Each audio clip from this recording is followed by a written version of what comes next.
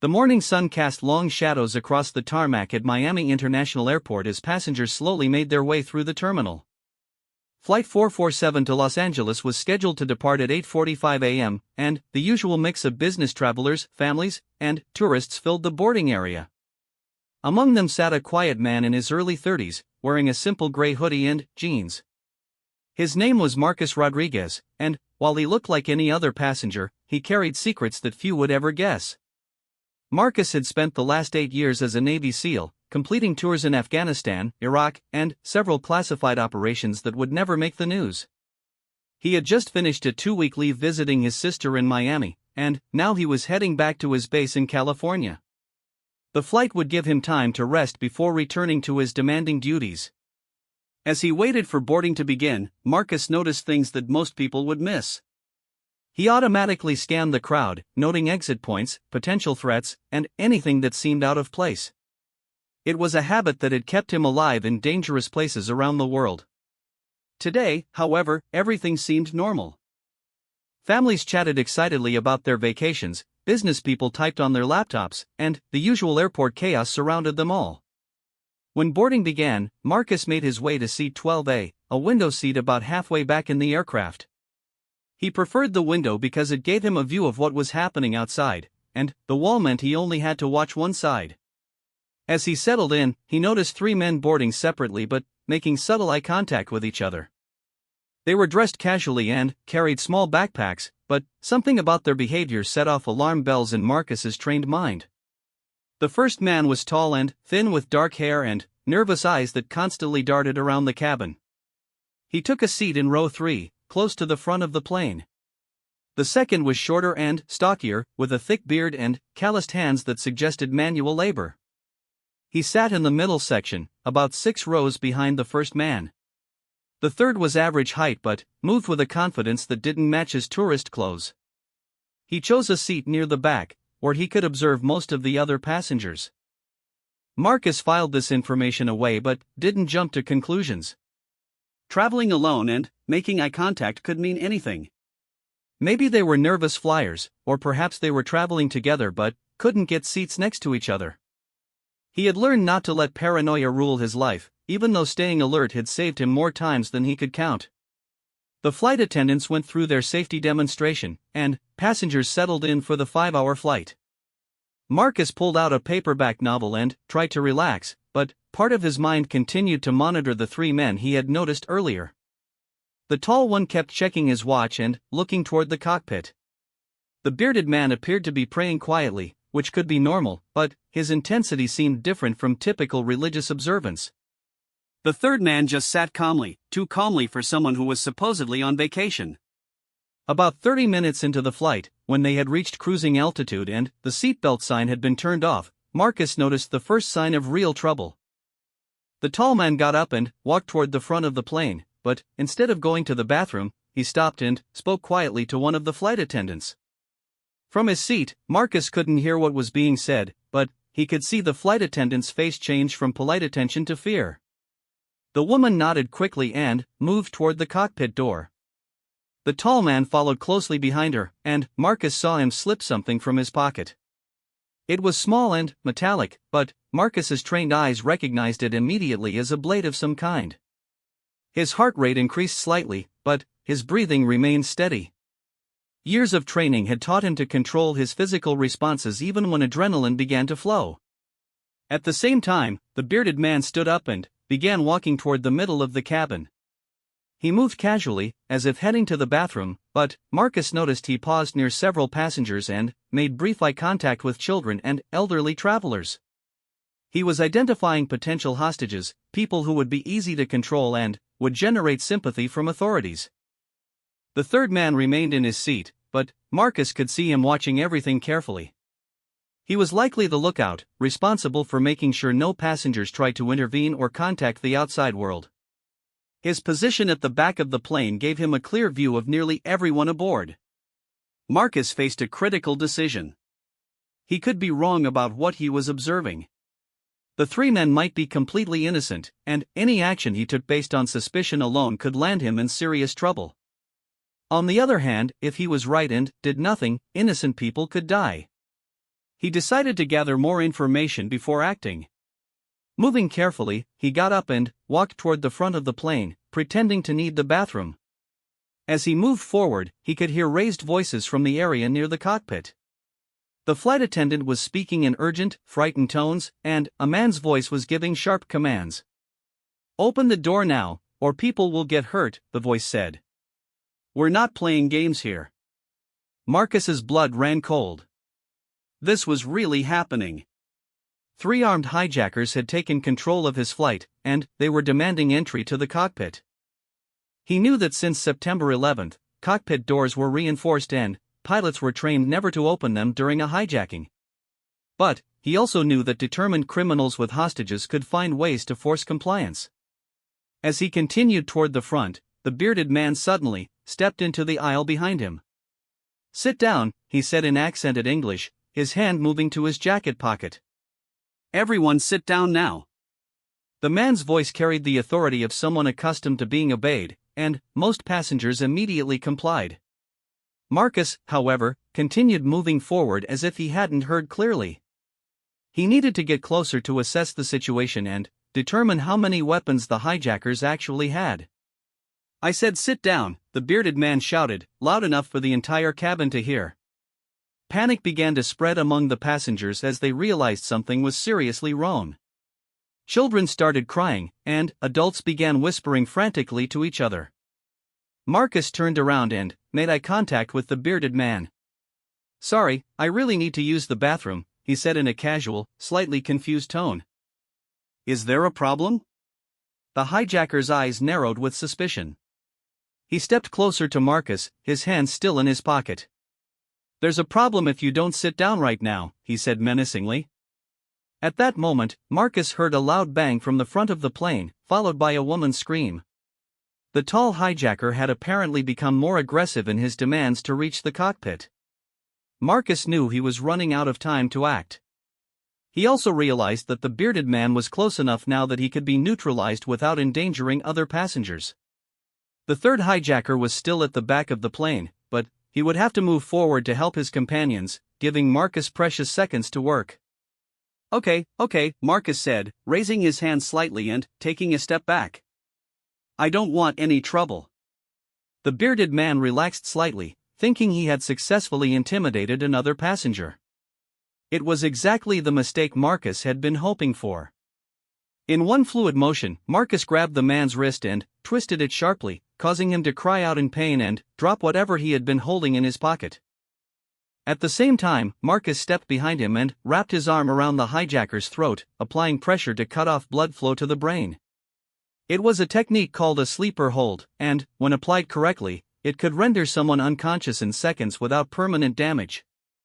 The hijackers struggled desperately, clawing at Marcus's arm and trying to break free. But years of training and combat experience had given Marcus strength and technique that few people could match. Within 10 seconds, the bearded man went limp in his arms. Chaos erupted in the cabin as passengers realized what was happening. Some screamed and tried to move away from the confrontation, while others pulled out their phones to record or call for help. Marcus quickly searched the unconscious hijacker and found a small knife and a device that looked like a crude bomb. His worst fears were confirmed.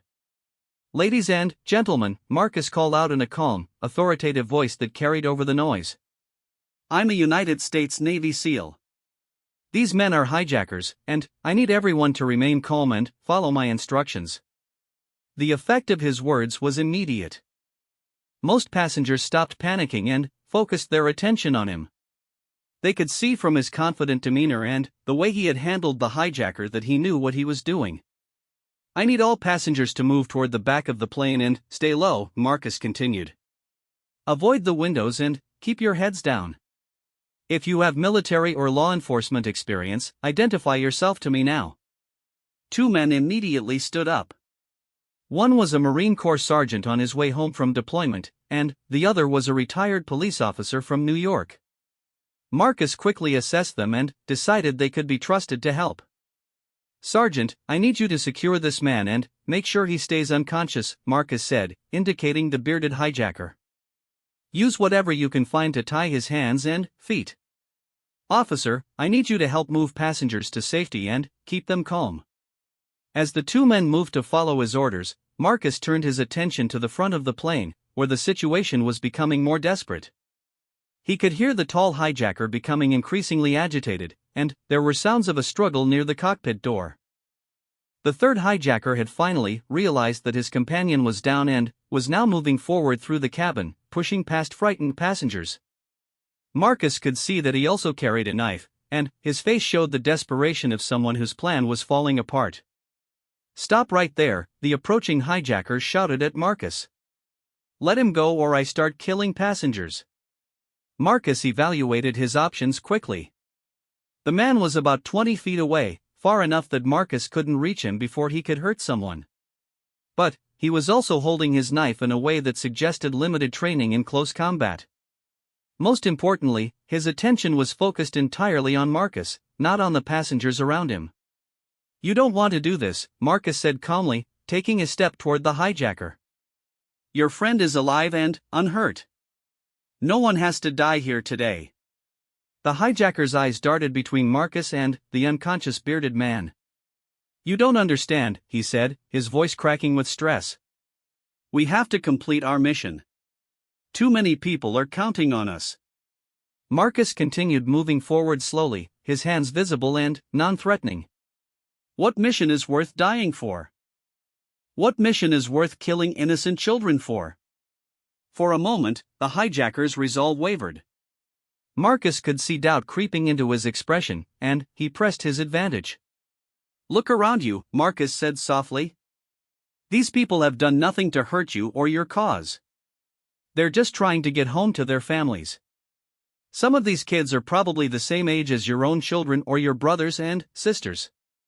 The emotional appeal seemed to be working. The hijacker's grip on his knife loosened slightly, and his aggressive posture began to relax. Marcus was only 10 feet away now, close enough to act if necessary. But before the hijacker could respond, a new complication arose. From the front of the plane came the sound of splintering wood and metal, followed by triumphant shouting. The tall hijacker had apparently succeeded in breaking through some barrier, possibly the cockpit door or a storage compartment where additional weapons might be hidden. The sound snapped the third hijacker back to attention, and his determination returned with renewed force. "No more talking," he shouted, raising his knife threateningly. "Everyone get back or this man dies." He grabbed the nearest passenger, an elderly woman who had been too slow to move to the back of the plane. She cried out in fear as the blade pressed against her throat, and her husband reached toward her helplessly. Marcus felt the familiar calm that came over him in life-or-death situations. Time seemed to slow down, and his training took over completely. He could see every detail of the scene, the exact angle of the knife, the hijacker's balance and grip, the elderly woman's terrified expression, and the position of other passengers who might be hurt if violence erupted. In that frozen moment, Marcus made his decision. The hijacker had crossed a line by threatening an innocent civilian, and Marcus would not allow harm to come to people under his protection. Whether these passengers knew it or not, they had just become his responsibility, and he would not fail them. The final confrontation was about to begin, and Marcus Rodriguez, Navy SEAL, was ready for whatever came next. The hijackers had made a critical error when they chose this flight, this day, and this particular passenger to underestimate. They thought they were dealing with sheep, but they had found a wolf instead. As shouts continued from the front of the plane and the elderly woman whimpered in fear, Marcus prepared to show these terrorists exactly what happened when they threatened American citizens in the presence of someone sworn to protect them. The plane continued flying westward, but the real destination for everyone aboard was now completely unknown. The knife blade caught the overhead lighting as it pressed against the elderly woman's throat. Her husband stood frozen in the aisle, his hands shaking as he watched helplessly. Marcus could hear the woman's rapid breathing and see the terror in her wide eyes. The hijacker holding her was sweating heavily, his own fear now matching that of his hostage. "Back away or she dies," the hijacker repeated, his voice higher than before. Marcus could tell the man was losing control, which made him even more dangerous. Desperate people made unpredictable decisions, and an unpredictable enemy was often deadlier than a trained one. Marcus raised his hands slowly, appearing to comply with the demand. "Easy there," he said in a calm voice. "Nobody wants anyone to get hurt. Let's just talk about this." Behind the hijacker, Marcus could see other passengers crouching low between the seats, some covering their children's eyes, others filming with their phones despite the danger. The Marine sergeant had successfully secured the unconscious bearded hijacker with zip ties from someone's luggage, and the retired police officer was keeping the crowd calm and organized near the back of the plane. From the front of the aircraft, the sounds of struggle had intensified. Marcus could hear the tall hijacker shouting orders, presumably at the flight crew, and there were repeated banging noises that suggested he was trying to break into the cockpit or access some other secured area. Every second that passed gave that hijacker more opportunity to gain control of the plane or harm the crew. "What's your name?" Marcus asked the hijacker holding the elderly woman. The question seemed to surprise the man, and Marcus pressed the advantage. "I'm Marcus. What should I call you?" The hijacker's eyes darted between Marcus and his hostage. "Names don't matter," he said, but his voice was less certain than before. "Only the mission matters." "What mission?" Marcus asked, taking a small step closer while keeping his hands visible. "Help me understand what you're trying to accomplish here." The elderly woman made a small whimpering sound, and her husband took an instinctive step forward before catching himself. "Please," the old man said quietly. "She has heart problems. The stress could kill her." Marcus could see the information register in the hijacker's mind. Killing a hostage accidentally would ruin whatever plan they had in mind, but letting her go would remove his protection from Marcus's intervention. The hijacker was caught in a tactical dilemma, and Marcus intended to exploit it. "Look," Marcus said, his voice taking on a more urgent tone, "your friend up front is making a lot of noise. Airport security and air traffic control have probably already been alerted. Every minute we stay in the air makes this situation worse for you. But if you let these people go, if you surrender now, you might still have a chance to see your family again." The hijacker's grip on the knife wavered slightly. "You don't understand," he said. "There is no going back. If we fail, our families die anyway." This revelation sent a chill through Marcus.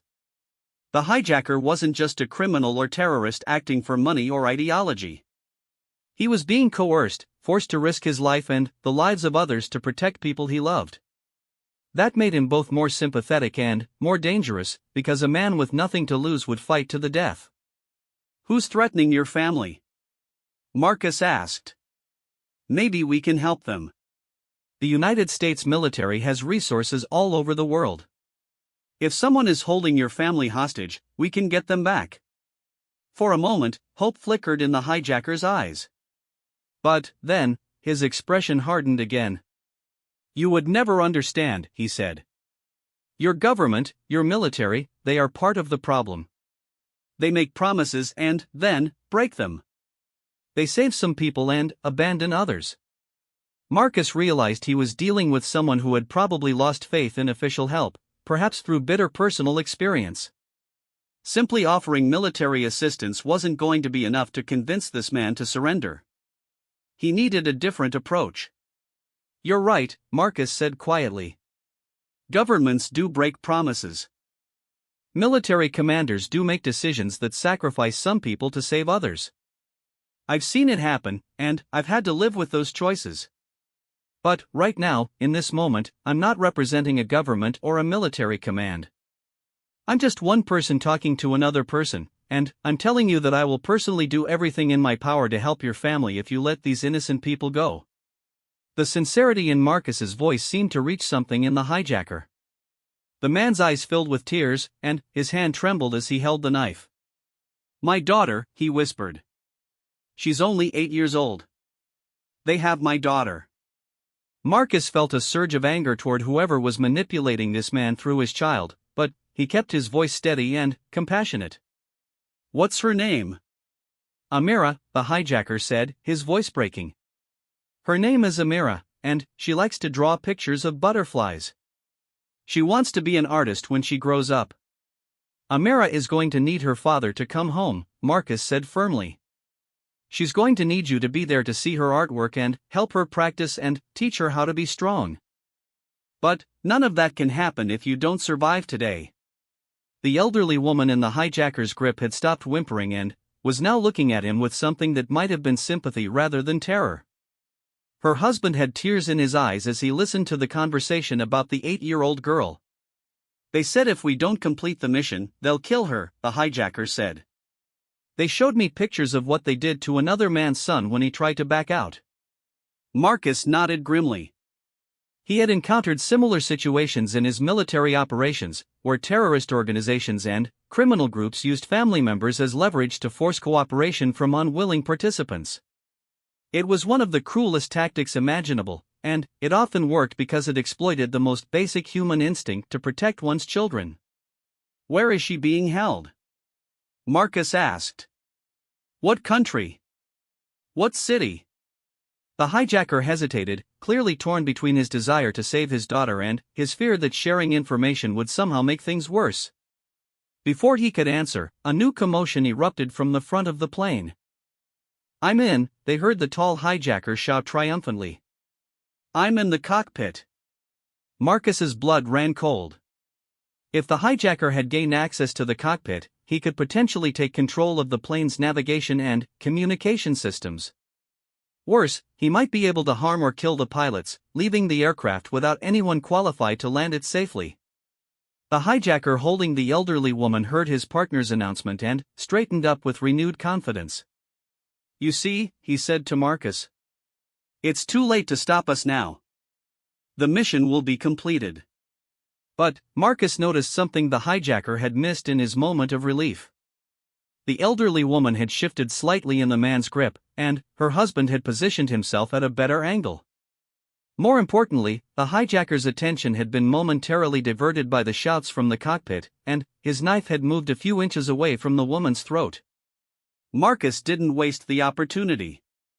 In one lightning-fast movement, he lunged forward and grabbed the hijacker's wrist, twisting it sharply to force him to drop the knife.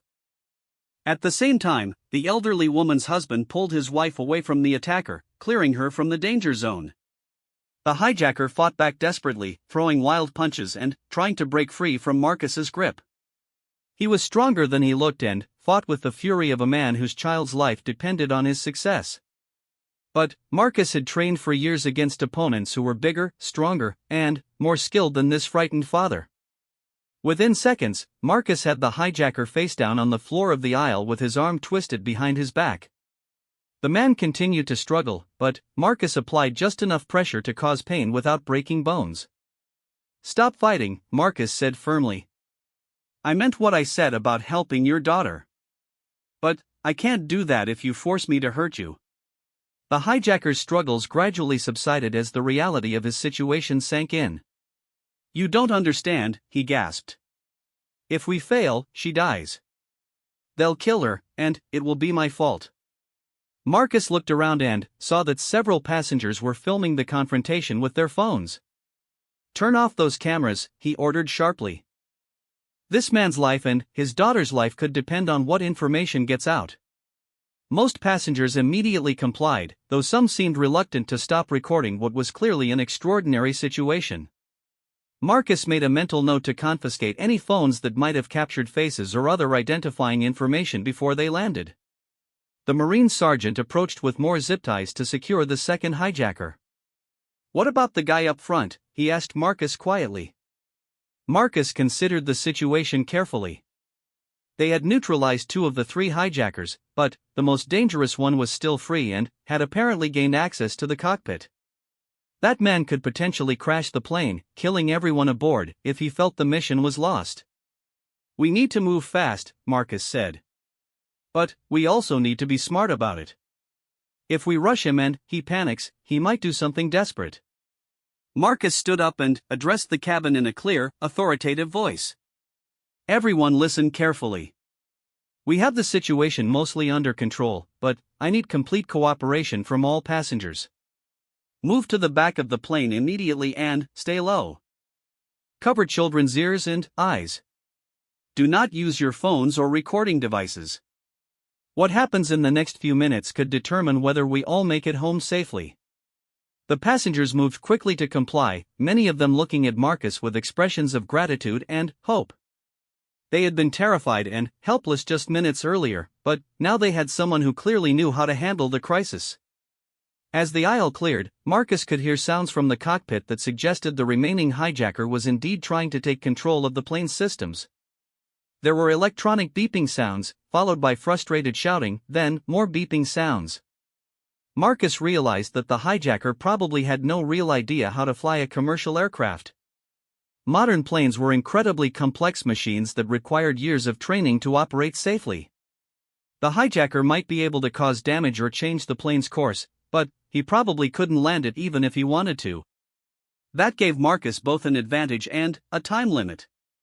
The advantage was that the hijacker couldn't actually complete whatever his mission was without proper piloting skills.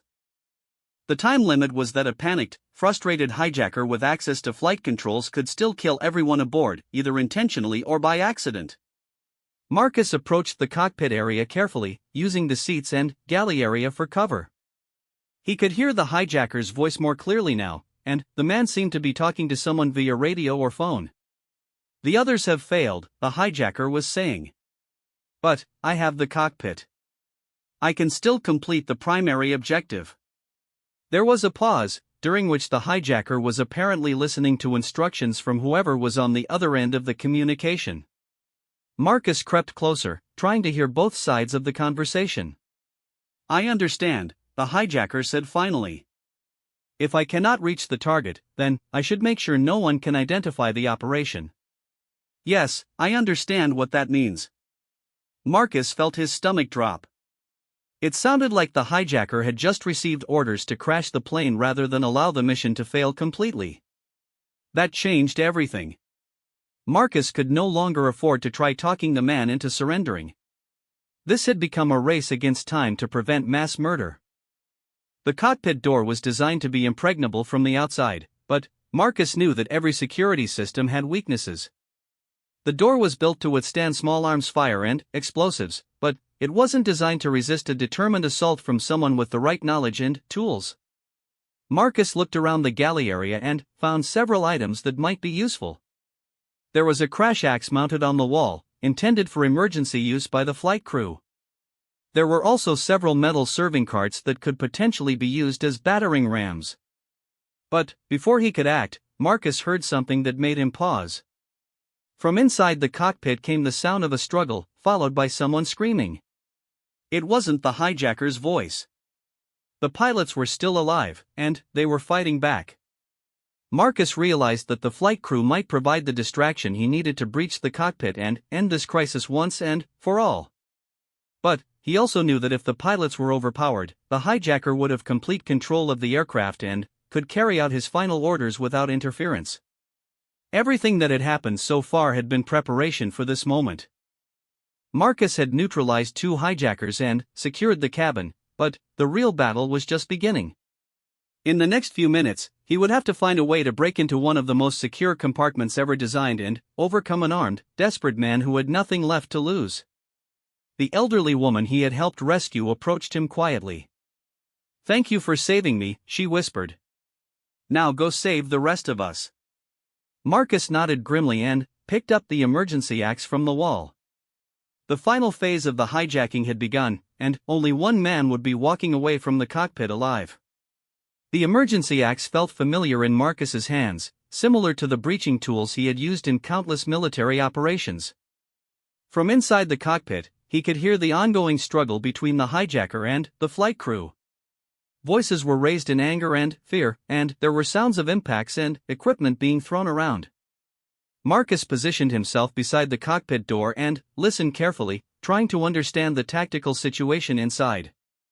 He could identify at least 3 different voices, a hijacker and 2 members of the flight crew, probably the pilot and co-pilot.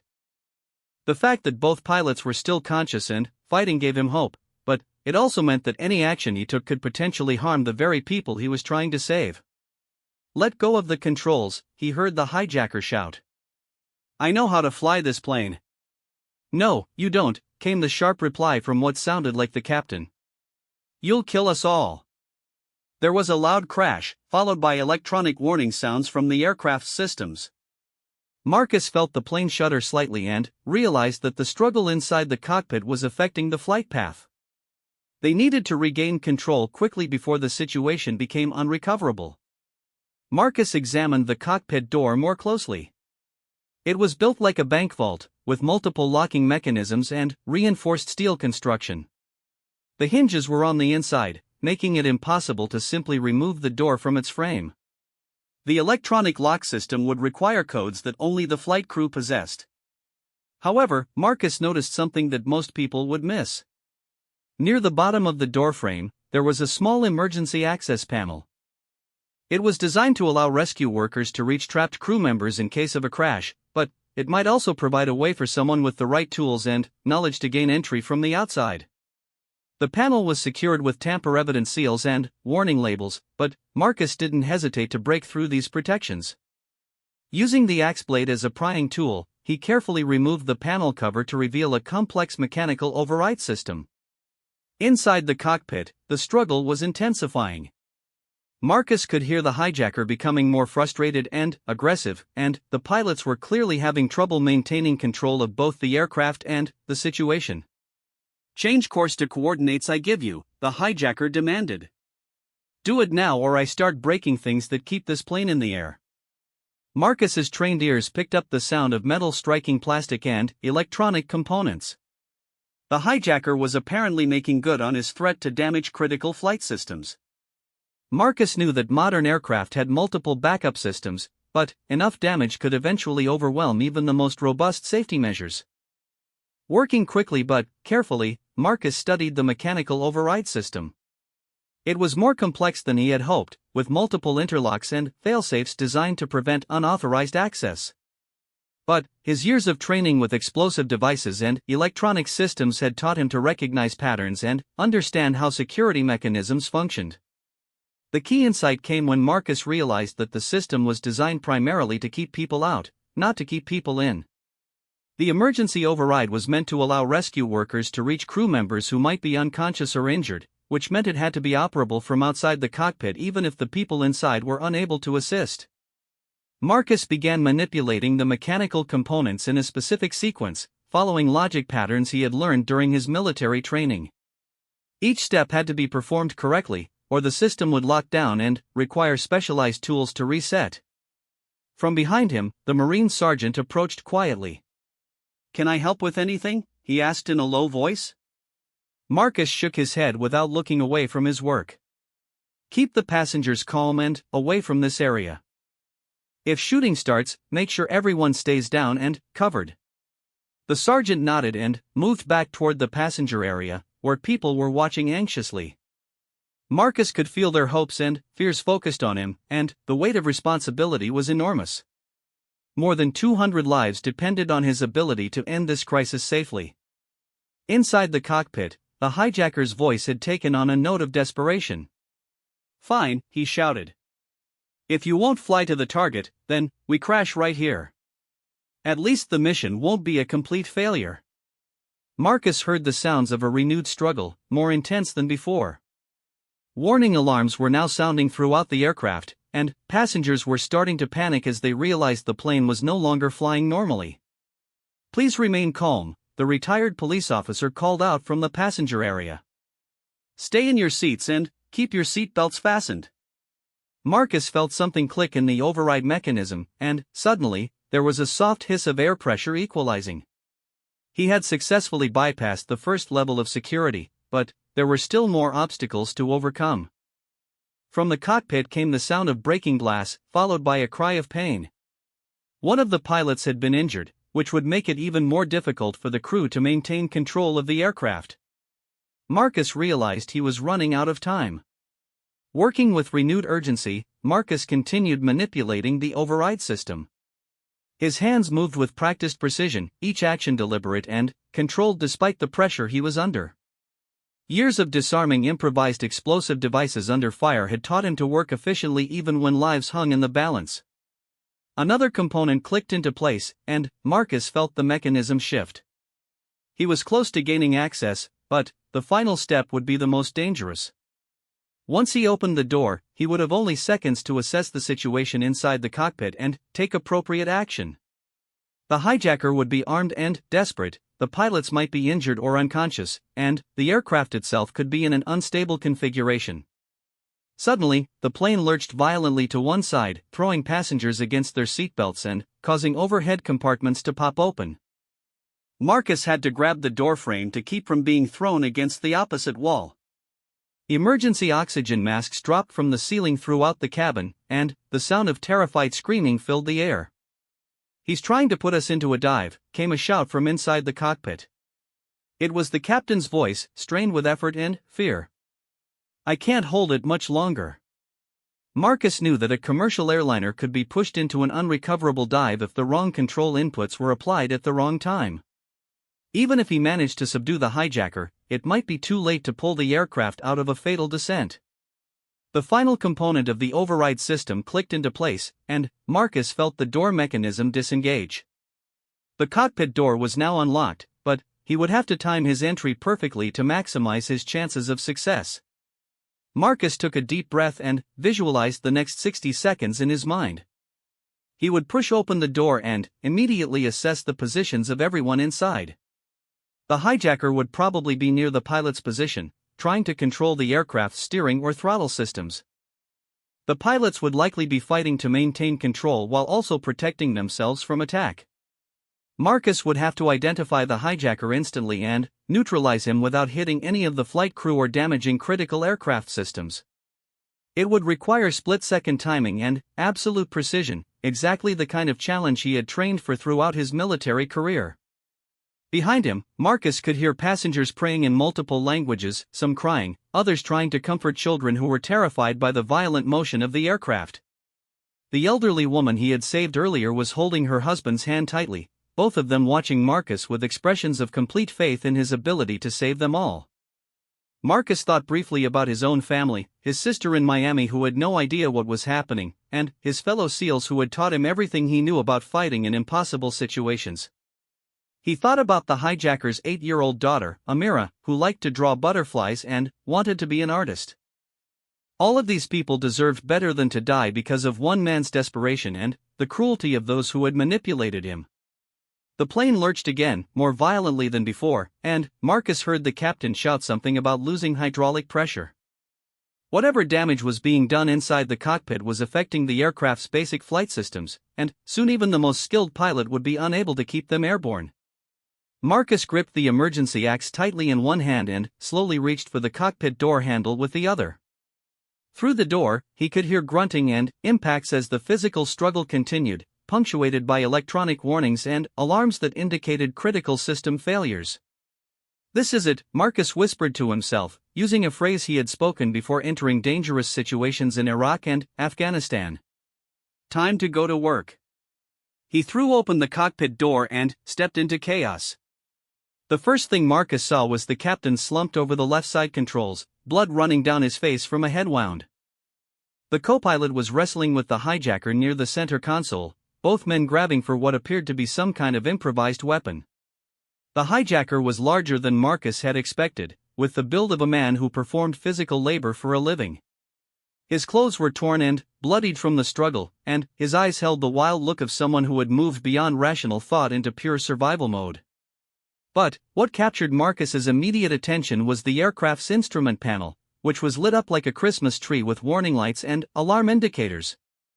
The plane was indeed in a shallow dive, losing altitude at a rate that would become catastrophic within minutes if not corrected.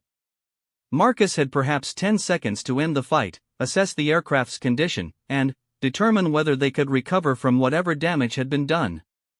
After that, physics would take over, and no amount of training or courage would be able to save them. The hijacker looked up and saw Marcus entering the cockpit. For a split second, their eyes met, and Marcus saw not hatred or fanaticism, but the desperate fear of a father who believed his child would die if he failed in his mission. In that moment of recognition, Marcus made a decision that would haunt him for the rest of his life. Instead of immediately attacking the hijacker, he tried one last time to reach the man's humanity. "It's over," Marcus said firmly but not aggressively. "Your partners are captured, and this plane is not going to reach any target. But your daughter can still have a father if you stop fighting right now." The hijacker's grip on his weapon loosened slightly, and hope flickered in his exhausted eyes. The co-pilot sensed the change and stopped struggling, ready to follow Marcus's lead. For a heartbeat, it seemed like the crisis might end with words instead of violence. But then, the hijacker's phone buzzed with an incoming message, and his face crumpled as he read whatever appeared on the screen. "They killed her," he whispered, his voice breaking completely. "They sent me a picture. They killed my little girl." Marcus felt his heart sink as he realized that the hijacker's handlers had just destroyed the one thing that might have convinced the man to surrender peacefully. With nothing left to lose and nothing left to live for, the hijacker had become the most dangerous kind of enemy possible. "I'm sorry," Marcus said quietly, and he meant it. "I'm truly sorry." Then, the hijacker raised his weapon with a scream of pure rage and grief, and Marcus had no choice but to fight for the lives of everyone aboard Flight 447. The hijacker's weapon, a crude sharpened piece of metal, sliced through the air where Marcus's head had been a fraction of a second earlier. Marcus ducked and rolled to the side, using the cramped cockpit space to his advantage by staying low and moving unpredictably. The confined area that made the hijacker's larger size an advantage also limited his ability to swing the improvised knife effectively. Marcus had fought in tight spaces before, in the narrow hallways of buildings in Fallujah and the cramped tunnels of cave complexes in Afghanistan. He knew how to use close quarters as a tactical advantage rather than a hindrance. The co-pilot, seeing the renewed violence, tried to crawl toward the captain's position to take control of the aircraft. But the hijacker noticed the movement and kicked out viciously, catching the co-pilot in the ribs and sending him sprawling against the side panel. Marcus used the hijacker's momentary distraction to close the distance between them. He grabbed the man's weapon hand and twisted sharply, applying pressure to nerve points that would force the fingers to open involuntarily. The improvised knife clattered to the floor of the cockpit, but the hijacker continued fighting with his bare hands, throwing desperate punches and trying to reach any of the aircraft's critical controls.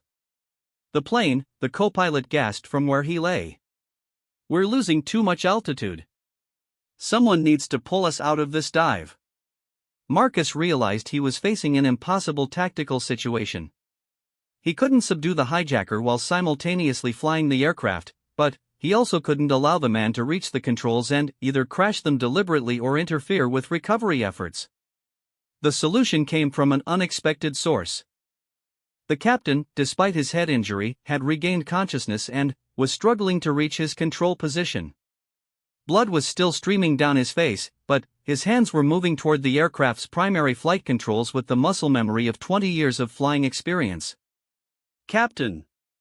Marcus called out while still grappling with the hijacker. "Can you level us out?" "Working on it," the captain replied through gritted teeth.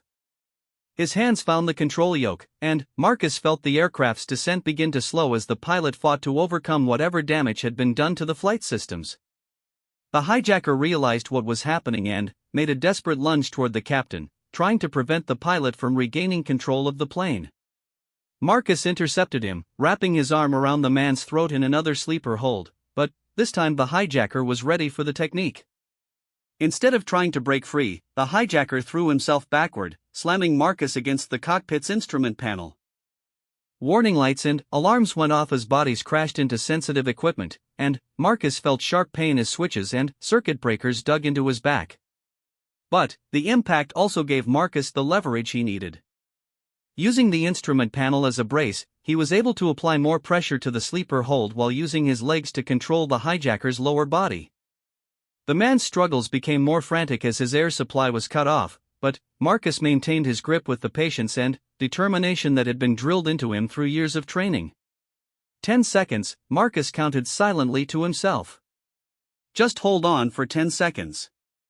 The hijacker's movements began to slow as unconsciousness approached, but those 10 seconds felt like an eternity as the aircraft continued to battle against gravity and damaged systems. Marcus could feel the plane trying to respond to the captain's control inputs, but something was wrong with the hydraulics or the electronic flight management system. "I need help up here," the captain called out. "The backup systems aren't responding normally." The co-pilot had recovered enough to crawl toward his own control position, and Marcus could see him beginning the process of running through emergency checklists and procedures. But it was clear that both pilots were operating at reduced capacity due to their injuries and the stress of the hijacking. Finally, the hijacker went limp in Marcus's arms. Marcus held the pressure for another few seconds to ensure the man was truly unconscious, then carefully lowered him to the cockpit floor and secured his hands with zip ties that the co-pilot provided from an emergency kit. "How bad is our situation?" Marcus asked the pilots as he helped the captain stabilize in his seat. "We've lost primary hydraulics and the autopilot system is offline," the captain replied, wiping blood from his eyes. "I can fly us manually, but we need to find the nearest airport and get on the ground as soon as possible." Marcus looked at the instrument panel and was amazed by the complexity of what the pilots had to manage. Dozens of warning lights were blinking, multiple alarms were sounding, and the aircraft was clearly operating far outside its normal parameters. The fact that they were still airborne at all was a testament to both the plane's engineering and the pilot's skill. "What about the passengers?" the co-pilot asked. "Are they secure back there?" Marcus quickly filled the pilots in on what had happened in the cabin, including the capture of the other two hijackers and the organization of the remaining passengers. "Everyone is cooperating fully," he concluded. "But they're scared, and they know something is seriously wrong." The captain nodded while continuing to work the controls. "I need to make an announcement to let them know we're regaining control. And I need to contact air traffic control to declare an emergency and get priority landing clearance." As the pilots worked to stabilize their situation, Marcus took a moment to examine the unconscious hijacker more carefully. The man's phone was still clutched in his hand, and Marcus could see part of the message that had driven him to his final desperate attack. The image on the screen made Marcus's stomach turn. It was indeed a photograph of a young girl who appeared to be about 8 years old, and the implications of what had happened to her were unmistakable. Marcus realized that this man had been forced to choose between the lives of strangers and the life of his own child, and when his cooperation had failed to save her, he had been left with nothing but rage and grief.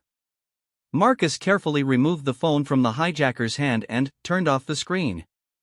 Whatever investigation would follow this incident, the authorities would need all available evidence. But he also felt a responsibility to preserve whatever dignity remained for both the hijacker and his murdered daughter. "Ladies and gentlemen, this is Captain Williams," came the announcement over the aircraft's intercom system. "We have regained control of the aircraft and are proceeding to an emergency landing at the nearest suitable airport. The individuals who attempted to take control of this flight have been subdued thanks to the heroic actions of one of our passengers, a member of the United States Navy." Marcus winced at being identified publicly, knowing that it could complicate his future military assignments if his name and face became widely known. But he understood that the captain was trying to reassure the passengers and give them something positive to focus on during what was still a very dangerous situation. "We are experiencing some mechanical difficulties as a result of the incident," the captain continued, "but both myself and my co-pilot are uninjured and fully capable of landing this aircraft safely. We expect to be on the ground within 30 minutes. Please remain in your seats with your seat belts fastened, and follow any instructions given by our cabin crew." From the passenger cabin, Marcus could hear sounds of relief and even some applause. People were cheering not just for their own survival, but for the defeat of those who had threatened them. It was a sound Marcus had heard before in liberated villages and towns, the sound of people celebrating the return of safety and hope. The co-pilot was working with air traffic control to coordinate their emergency landing, while the captain focused on keeping the damaged aircraft stable and controllable. Marcus realized there was nothing more he could do in the cockpit, and his presence was probably more of a hindrance than a help to the professional flight crew. "I should get back to the passengers," Marcus said. "Let me know if you need anything else." The captain looked up from his instruments and made direct eye contact with Marcus. "Thank you," he said simply. "What you did today saved a lot of lives." Marcus nodded but didn't reply. In his mind, he was still thinking about the little girl named Amira, who had liked to draw butterflies and had wanted to be an artist when she grew up. Her father had been manipulated into hijacking a plane through threats to her life, and, when she had been killed anyway, he had tried to take hundreds of innocent people with him in his despair. As Marcus made his way back to the passenger cabin, he reflected on the complexity of the situation he had just survived. The hijackers weren't simply evil men who enjoyed causing suffering. They were desperate people caught in an impossible situation, forced to choose between terrible alternatives by others who remained safely hidden in the background. The real villains of this story were the people who had kidnapped a child and used her as leverage to force her father into committing acts of terrorism. They were the ones who had murdered an 8-year-old girl to send a message, and they were the ones who had put more than 200 innocent passengers at risk for whatever twisted purpose they were pursuing. Marcus knew that his role in this story was finished, but the investigation that would follow would hopefully identify and pursue the true masterminds behind the hijacking attempt. Justice for Amira and her father would require more than just stopping the immediate threat to Flight 447. As he entered the passenger cabin, Marcus was greeted by applause and expressions of gratitude from dozens of people who now knew they would be going home to their families. The elderly woman he had saved was crying with relief, her husband holding her close and nodding his thanks to Marcus. The Marine sergeant approached him with a respectful salute. "Outstanding work, sir," he said. "It was an honor to serve under your command today." Marcus returned the salute, then put his hand on the younger man's shoulder. "You did good work yourself, Sergeant. The training kicked in when it mattered, just like it's supposed to." The retired police officer was moving through the cabin, checking on passengers and making sure that those who had been injured during the violent maneuvering of the aircraft received appropriate first aid. His law enforcement experience was showing as he documented details and preserved evidence for the inevitable investigation. As the plane began its approach to the emergency landing airport, Marcus took a seat and, finally, allowed himself to process everything that had happened. In the space of less than an hour, he had gone from being a passenger on a routine flight to being the primary defender of more than 200 innocent lives. The training and experience that had made him effective in this crisis had been paid for with years of dangerous assignments in some of the most hostile places on Earth. He had seen friends wounded and killed, had made decisions that haunted his dreams, and had carried burdens that few civilians could understand. But, today, all of that sacrifice and suffering had served a clear and unambiguous purpose. He had been in the right place at the right time with the right skills to save innocent lives, and that knowledge would help him find meaning in some of the darker experiences from his military career. As Flight 447 touched down safely at the emergency airport, Marcus looked out the window and saw fire trucks and ambulances standing by, along with what appeared to be a substantial law enforcement presence. The investigation would be thorough and complex, involving multiple agencies and probably lasting for months. But, for now, more than 200 people were alive who might otherwise have died, and 3 dangerous men were in custody instead of free to threaten others. In Marcus Rodriguez's world, that qualified as a very good day's work. The plane rolled to a stop, and passengers began to stand and gather their belongings.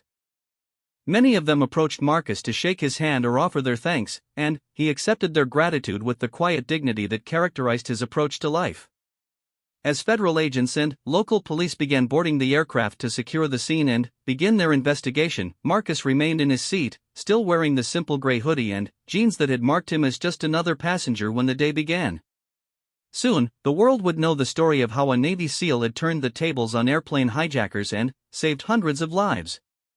But, for Marcus, this was just another mission completed, another group of innocent people protected, another day in the ongoing fight between those who would harm others and those sworn to stop them.